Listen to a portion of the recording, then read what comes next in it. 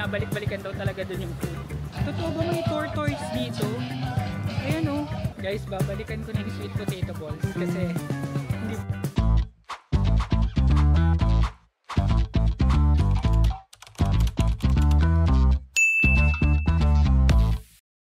Hi amazing people and welcome back to my YouTube channel. So nandito pa rin tayo sa Old Town Phuket para i-continue ang pag-explore dito at mamaya pupunta rin tayo sa isa sa mga sikat na night market dito sa buong Phuket, which is Chilva Market. So pupuntahan natin yun guys, at kung meron pa tayong may sipang puntahan, pupuntahan natin and ma-maximize natin ang araw na to guys. So tara, samahan nyo ko.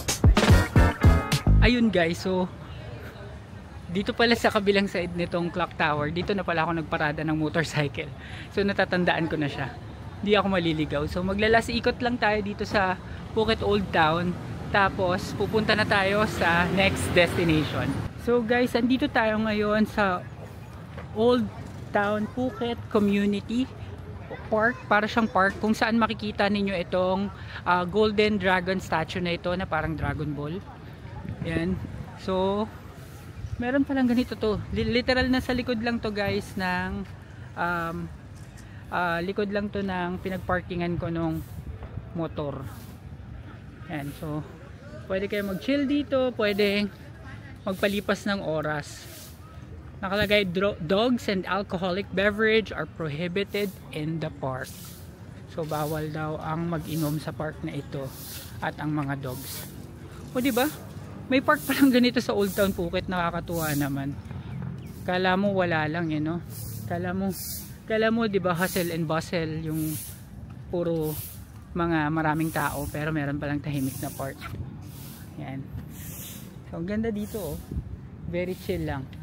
Makaka-relax ka talaga. Oh, 'di ba? Greens lang. And konti lang yung tao dito guys. Siguro hindi to puntahan kasi nga nasa likod lang to ng paradahan, kaya hindi siguro masyadong napupunta ng tao. So guys, walking lang tayo dito sa park, and hindi ko talaga ina-expect na meron kang park na ganito. Napakalinis guys, to be very honest. Puro dahon lang, tapos may nagwawalis pa agad dung dahon na nahuhulog. Kaya napakalinis nung street, and may playground banda dun oh. Parang may mga batang naglalaro. 'Di ba? Who would have thought meron ganito palang type ng park dito lang sa Old Town Phuket. And hindi ma-appreciate mo 'to kung mahilig ka sa mga tahimik na lugar. Tsaka sa mga puro puno-puno. Yan. So pakita ko lang. Kakaunti lang talaga yung tao. Ang daming turista dun sa mga street na makukulay. Dito wala. Dito puro locals yung nakikita. Guys, dito sa bandang dulo meron mga exercise equipment. Massager pala to, pang massage daw ng waist and back, pero mukhang marumi na. Tapos ito yung iniikot pang exercise ng braso. Yan, cute, pero medyo kalawangin na to eh. Na-try ko yung mga ganito sa Vietnam eh. Ito naman ay pang legs. Ano to, para siyang leg press pero body weight lang. Ayan. So, di ba? Nakaano pa tayo. And yung harapan niya, guys, is mall. Ang pangalan ng mall is Limelight. Ayan, yung mall na yan, Limelight yan. Sana kita, di ba? Ayan. Pangalan Limelight. Medyo maliit na mall. Okay. Ayun yung mga batang naglalaro. Okay, guys. So, bago tayo tuluyang umalis dito sa Phuket Old Town, pupuntahan muna natin yung isa pang clock tower na nakita ko na meron din dito. Ang pangalan niya Serene Circle Clock Tower. So Google Maps lang, 10-minute walk lang from here, and makakarating na tayo doon. So let's go guys. Sa mga pupunta din dun sa isa pang clock tower, ito yung unang clock tower, dediretso lang kayo dito, tapos konting lakad lang. So let's go. Okay guys, so nandito na tayo sa Serene Circle Clock Tower. Parang maliit na tower din, clock tower siya na nasa gitna naman, nasa rotonda. Ayan yon, Serene Circle Clock Tower. Nasa paligid niya mga sasakyang umiikot sa rotonda. Ito, walang katao-tao. Ayaw nila mag-picture dito. Kasi, paano? Yan, wala naman yating nakakapunta dyan sa clock tower. Pero may mga upuan. So, siguro pwede kang tumawid, dahan-dahan na lang. Kung gusto mo mag-picture dyan sa clock tower.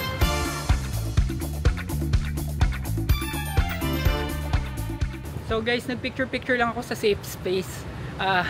Hindi na ako pumunta dun sa gitna, pero yan, dalawa yung clock tower dito sa Old Town Phuket. Yung isa, diretsuhin mo lang to pabalik dun sa Yellow Clock Tower, at ito naman yung Surin Circle Clock Tower. So, pwede na rin, konting lakad lang naman para makita nyo to, makapag-picture din kayo at ma-appreciate nyo yung view.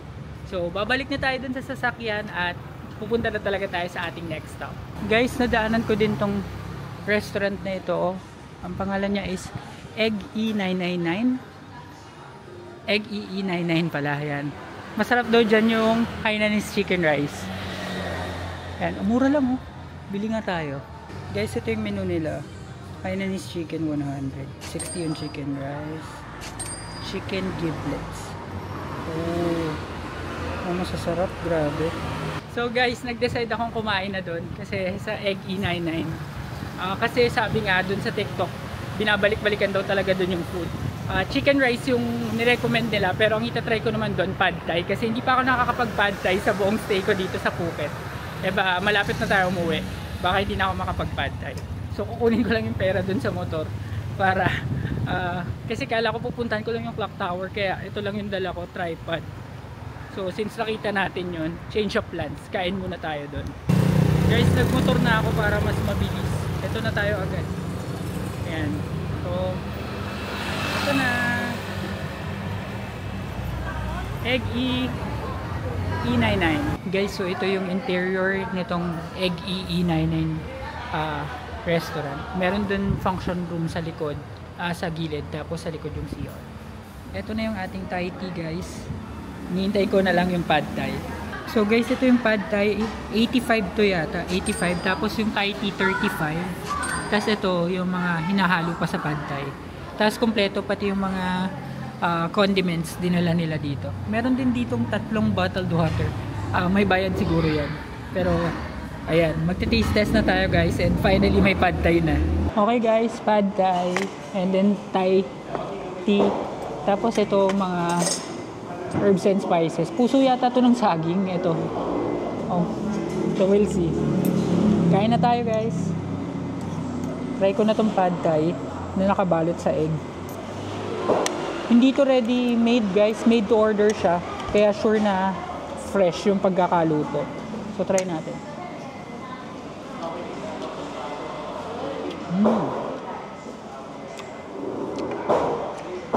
Ang sarap. Kulang lang siya ng mga condiments kasi wala pa akong nilalagay. So, lagyan natin itong peanut. Tanggalin ko muna yung shrimp. Lagyan natin ng peanut. Lagay ko na lahat. Tapos, ano kaya to? Patis. Toyo na lang. Hindi ako expert guys. Oyster sauce. So try natin ulit. May oyster sauce.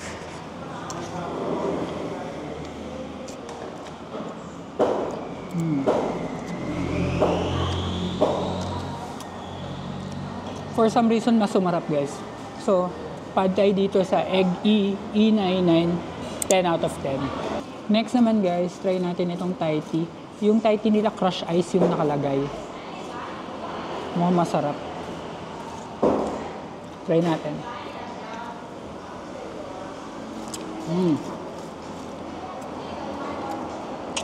Masarap guys. 10 out of 10 din Thai tea. Konti na nga lang magtatain ako dito sa Thai tea kasi puro araw-araw Thai tea. Pero kasi masarap talaga siya guys. So, kain muna tayo. Guys, so tapos na ako kumain sa Egg E99 restaurant. Ang sarap dito guys. And I ended up na mag-take out pa ng chicken rice nila para may dinner ako. Kasi sabi nga nila yun yung best seller nila. So ngayon dadaan tayo saglit sa Chilva Market, which is about 4 kilometers away from here. At ipapakita ko sa inyo kung ano ang mga mabibili doon. Let's go! Guys, malapit na tayo, naghahanap na lang ng parking. Ito yung gilid niya, guys. So, hanap lang tayo ng parking. Okay guys, so nandito na tayo ngayon sa Chilva Market. Isa to daw sa mga pinakamalaking market or night market dito sa buong Phuket. And totoo nga, pakita ko lang guys, punong-puno yung parking ng motorcycle nila. And napakaraming mabibili dito. So, ikutin natin yan guys. So, ang tawag is Chilva Market. So yan guys, dito sa bandang unahan, iba't ibang uri ng apparel. Yung makikita nyo may mga hats, tsinelas, o ito pala may mga phone case. Tapos may mga ganitong damit. Yan. Dito tayo sa next. Oh. Ito to mga ganitong ano guys, shirt is 150 baht. 1 to 2 pieces. Tapos bababa siya kapag mas marami kang binili. Ito mga colorful socks oh. Ayan. So ito naman may mga Crocs.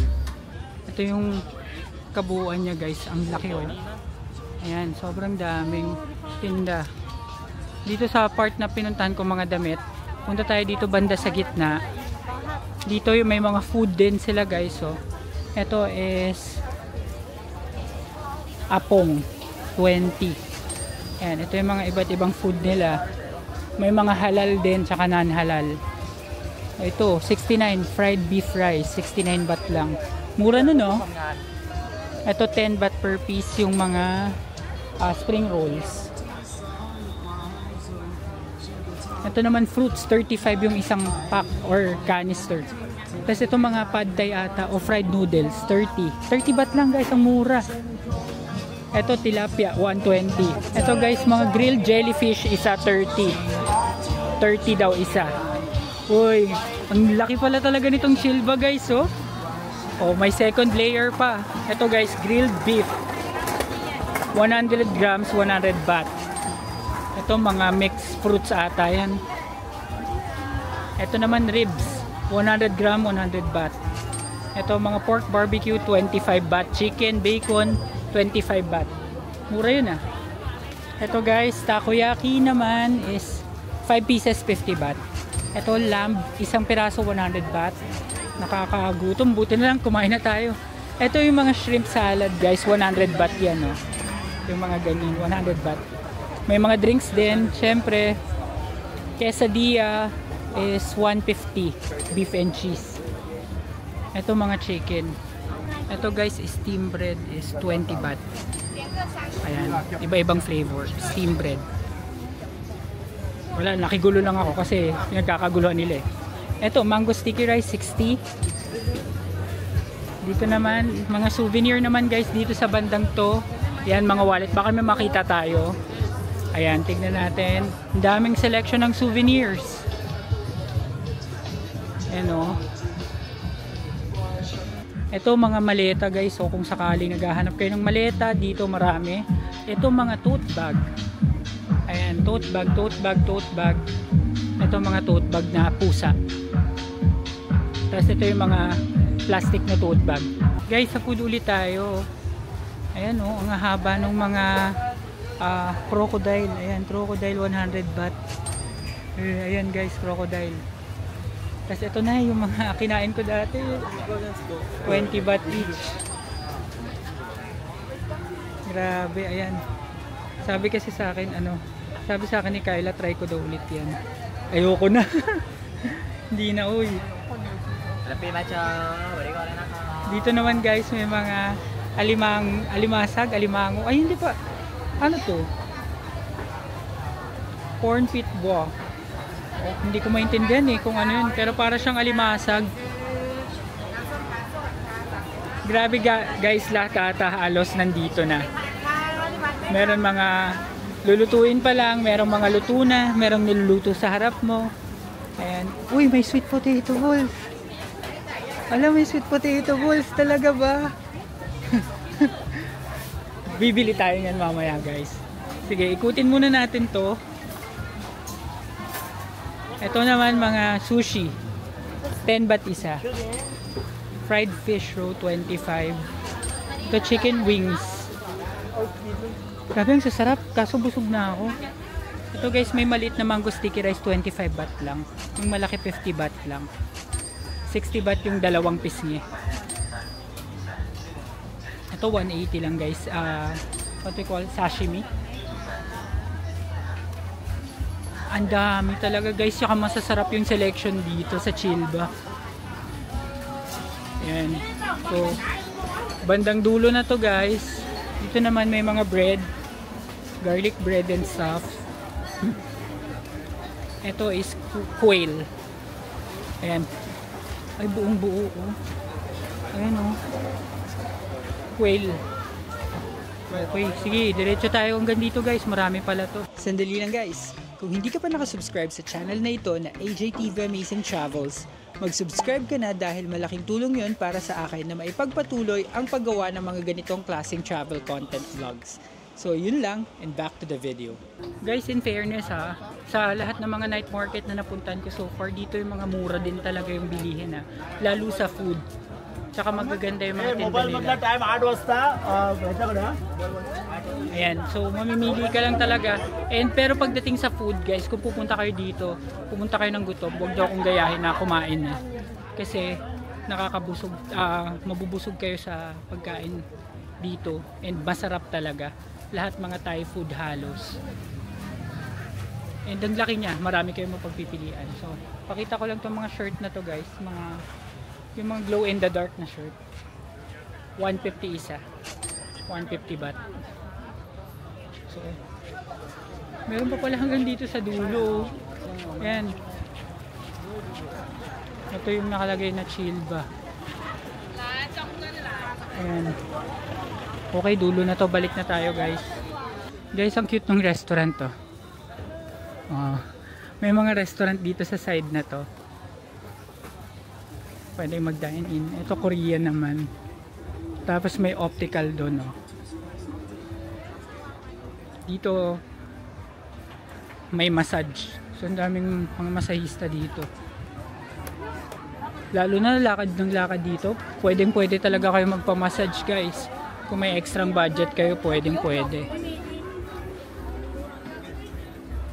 Diretso pa tayo. At dito naman tayo sa area ito. So, dito guys, merong mga upuan na pwede kayong kumain kapag bumili kayo sa kahit saan. So, pwede kayong kumain dyan. Ayan guys, meron din ng fresh milk watermelon, 40 baht lang. Nakatikim ako nyan sa Bangkok. Ito sa may bandang taas guys, may mga kumakain din. Cute. Grabe, ang laki pala nito. And maganda guys, buti na lang napuntahan natin to, no, para pag pupunta kayo dito sa Phuket, huwag niyong palalampasin kasi talagang mabubusog kayo dito at saka makakapamili pa kayo. Ito may taiyaki guys, coconut jelly, churros, lahat talaga eh. Oh. Kala ko may empanada. Ayan. Pati drinks, lahat. Marami kayong selection. Tignan nyo na lang yung mga magugustuhan ninyo. Eto, may mga chocolate din, oh.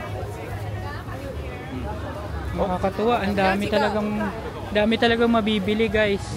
Busog na busog kayo dito. Chilba Market. Tandaan nyo yun, guys. Ito nga, yung manok, oh. 60 lang yung leg quarter. 35 yung wings, tapos may tagta 10 yung rice. Hanap tayo ngayon ng wallet na may I love Phuket daw. Sana meron tayong makita dito and sana mura lang. Dapat mga 100 baht lang yung mga set. Ganun. Tignan natin kung may makikita tayo. Guys, totoo ba may tortoise dito? Ayan oh, tortoise. Buhay! Seryoso, hinahawakan nila. Kawawa naman. Guys, pati mga anak niya pala nandito. Ayan, ang daming mga tortoise na anak. Tapos nanghihingi sila ng tip for food daw. Grabe yun. May tortoise dito sa market. Eh, hindi nyo natural habitat yun. Kawawa naman. Sana pinapakain ng maayos. So, hanap pa rin tayo ng wallet guys. Makabalik lang tayo sa pinunta natin dito. Guys, babalikan ko na yung sweet potato balls. Kasi hindi pwedeng Hindi tayo bumili noon dahil sa ibang bansa lang natin siya natitikman. Yun. Ay, gumagawa pala yung mama ko noon. Pinag-aaralan niyang gumawa ng sweet potato balls. Masarap din naman. Pero, syempre, since nandito na tayo sa Phuket, itry na rin natin yung sweet potato balls nila. Hindi ko na alam kung nasan yun, honestly. Nandito sa kabila. So, eto guys. Bibili tayo ng sweet potato balls. Ayan. Ang presyo niya is small 20, medium 30, large 50. So, bili tayo ng large. Guys, bagong luto yung bibigay sa atin. Kasi ubos na yung stock nila. So, nagluluto ng bago. Mura lang dito guys. 50 lang yung large na. And marami ng laman yun guys. So, hintayin na lang natin. Sweet potato balls. Guys, bumalik ako dito sa waletan. Kasi meron dito nung I Love Phuket na wallet. Ito. 150. How much? 150? 159. 159. Pili lang tayo. Guys, nakabili na ako ng wallet. Yun nga, 159 baht. Yung may Phuket na nakalagay. Yun kasi ang gusto nila. So, babalikan ko na ngayon yung sweet potato balls na sabi ko, bibili lang ako ng wallet. Tapos babalikan ko na lang kasi hindi pa luto. So, sana ngayon luto na. Tignan natin. Ayan, dito yon. Sila lang yung kaisa-isang nagtitinda ng sweet potato balls dito sa buong Chilba. Oops, nag-traffic. Ayan, dito. Hello. Okay? Yes. Thank you. Ito na guys. Ngiting tagumpay. Okay guys, so taste test muna tayo ng sweet potato balls. Sana pareho lang din yung lasa. Siguro naman. Sobrang init pa nito guys. Dito na lang ako sa parking kumain kasi ang ingay dun sa loob. So try ko na.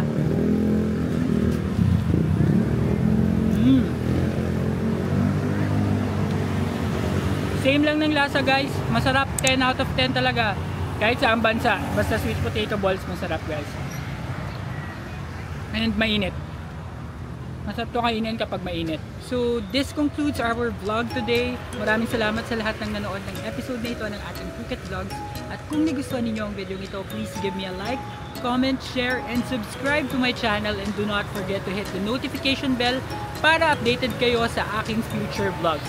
Abangan ang last full day natin dito sa Phuket sa susunod na episode. Yun lang guys, maraming salamat. Bye!